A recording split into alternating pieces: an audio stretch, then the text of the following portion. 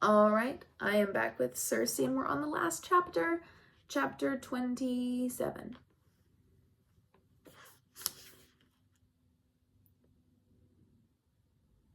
The frogs had gone to their wallows.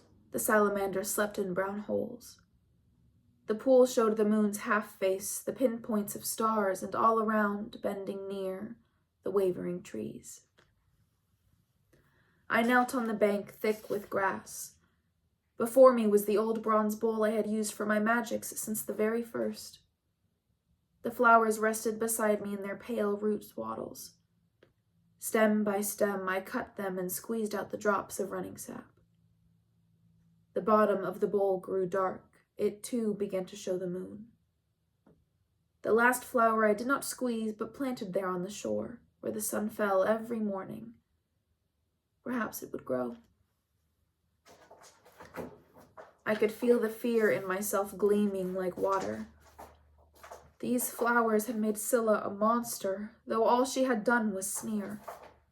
Glaucus had become a monster of sorts, too, everything that was kind in him driven out by Godhead. I remembered my old terror from Telegonus's birth. What creature waits within me?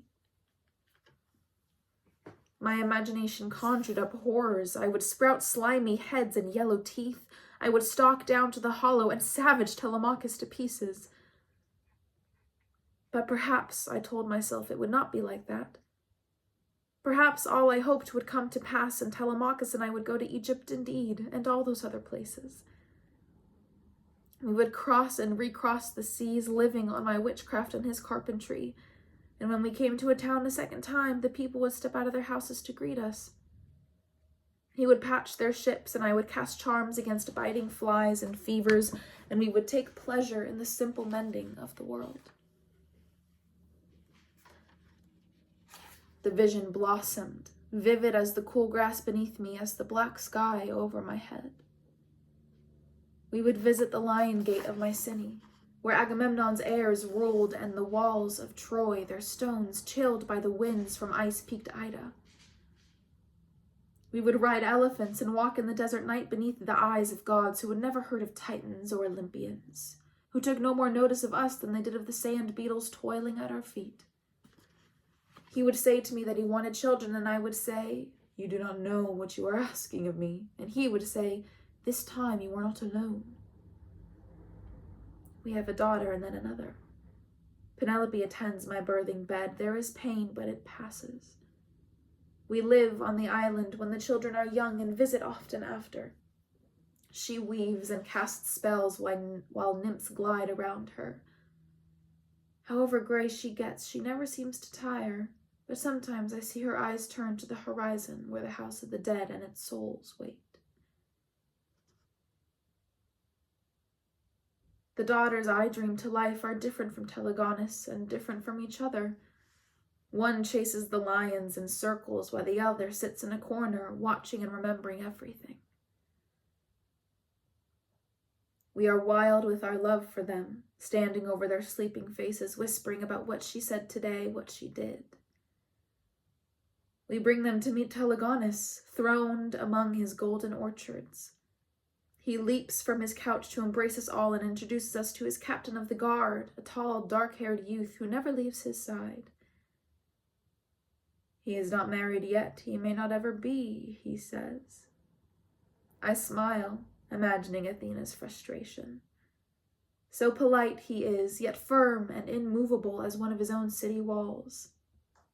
I do not worry for him. I have aged.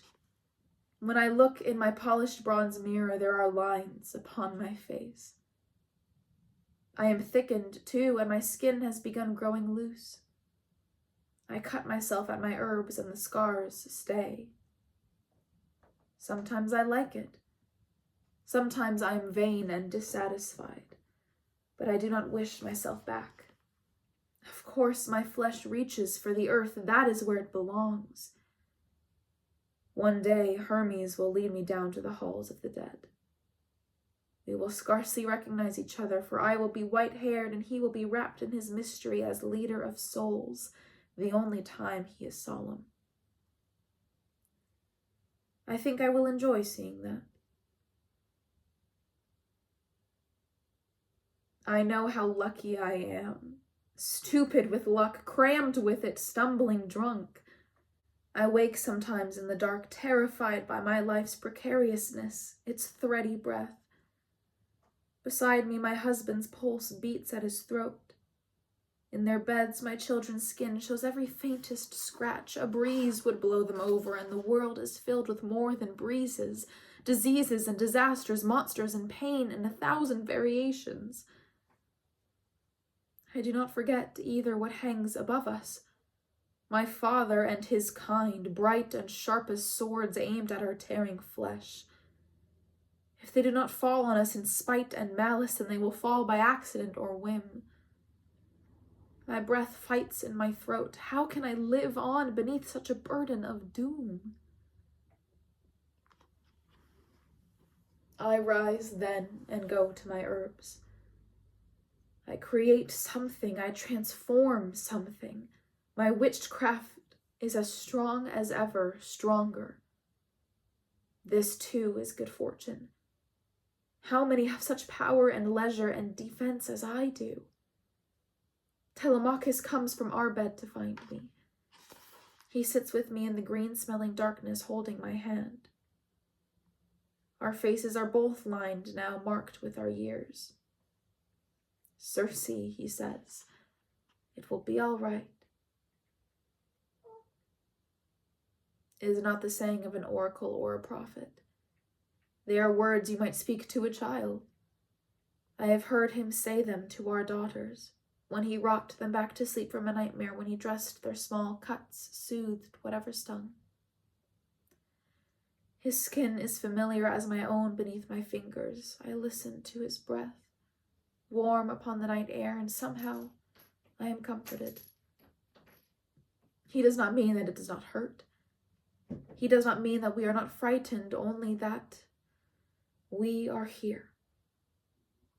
This is what it means to swim in the tide, to walk the earth and feel it touch your feet. This is what it means to be alive. Overhead, the constellations dip and wheel. My divinity shines in me like the last rays of the sun before they drown in the sea. I thought once that gods are the opposite of death. But I see now they are more dead than anything, for they are unchanging and can hold nothing in their hands. All my life I have been moving forward, and now I am here. I have a mortal's voice, let me have the rest. I lift the brimming bowl to my lips and drink. And that's the end of the chapter and the end of Circe. I hope you liked it. And hopefully I'll start another book soon.